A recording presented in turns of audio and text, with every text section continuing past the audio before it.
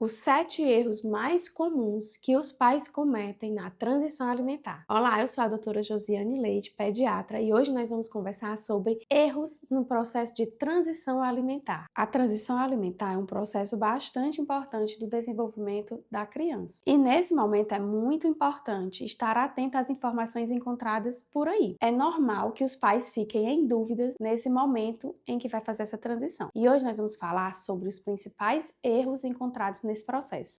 A OMS recomenda que a transição alimentar seja iniciada aos 6 meses, após a avaliação do pediatra, para ver se essa criança tem sinais de prontidão, ou seja, se essa criança tem a capacidade motora e intelectual de iniciar o processo de transição alimentar, de passar do alimento líquido para o alimento sólido. Erro número 1: introduzir o alimento muito cedo. O bebê precisa ter um tônus muscular e uma capacidade de fazer o movimento de mastigação coordenado com a deglutição e a respiração para estar apto a, de fato, iniciar a transição para os alimentos sólidos. Iniciar a transição alimentar muito precocemente pode predispor a engasgos e, além de tudo, a flora intestinal, o intestino dessa criança, não está maduro o suficiente para receber esse tipo de alimento. Erro número 2: forçar o bebê para comer. É muito comum nesse processo de transição alimentar que os pais gerem altas expectativas em relação à alimentação do bebê. Então, os pais vão, fazem as compras no mercado, compram as melhores frutas e preparam grandes porções. E aí eles ficam frustrados quando pegam um pratinho e a criança não come de primeira vez. Mas vamos alinhar para não forçar o bebê a comer. Nesse primeiro mês de transição alimentar, o que o bebê está vivendo é um grande processo de descoberta do paladar. Então, mais importante do que quantidade de alimento é ele conhecer, ser apresentado a texturas e sabores diferentes. Erro número 3: oferecer alimentos industrializados e multiprocessados para os bebês. Olha só, esses alimentos, eles são cheios de conservantes, cheios de impurezas, cheios de açúcares e sais que o seu bebê não tem maturidade intestinal para suportar. Então, os alimentos nessa transição alimentar são alimentos in natura, frutas, legumes, que são colhidos e estão diretamente no prato do bebê. Erro número 4: oferecer o mesmo alimento várias vezes para o bebê. Entender que esse processo de transição alimentar é um processo que a gente precisa apresentar texturas, sabores diferentes para construir esse repertório alimentar da criança. Quando a gente oferece sempre os mesmos sabores, a criança vai ficando com um paladar muito restrito, acostumado só com aqueles sabores. Então, lá na frente, essa criança vai ter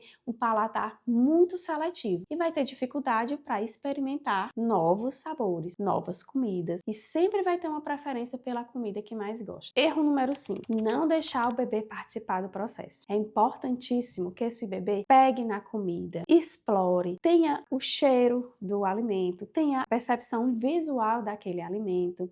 Quando a gente limita esse acesso à criança, é muito comum a criança não ter um interesse pela alimentação. Então, a criança precisa pegar, precisa se sujar, passar pelo cabelo, passar pela boca, até entender que ela pode se alimentar pela colher. Então, o processo de alimentação é um processo que é sujo, porque a criança tem que se sujar para explorar até aprender a ter a coordenação motora para comer adequadamente como um adulto. Erro número 6: ignorar a amamentação após a transição alimentar. O leite materno continua sendo um alimento vivo e, apesar de não ser a principal fonte de nutrição da criança, continua sendo uma fonte importante de imunoglobulinas e defesas para o bebê, uma fonte de hidratação e também uma fonte de nutrição. Erro número 7: não respeitar o sinal de saciedade do bebê. Lembre-se que todas as comunicações, todos os momentos de relacionamento com o bebê são oportunidades de formar vínculo com aquela criança. Quando se tenta enganar a criança, forçar a criança a comer mais do que o habitual, ou enganar dizendo assim: olha, aqui é o abacate e você oferece a banana, por exemplo,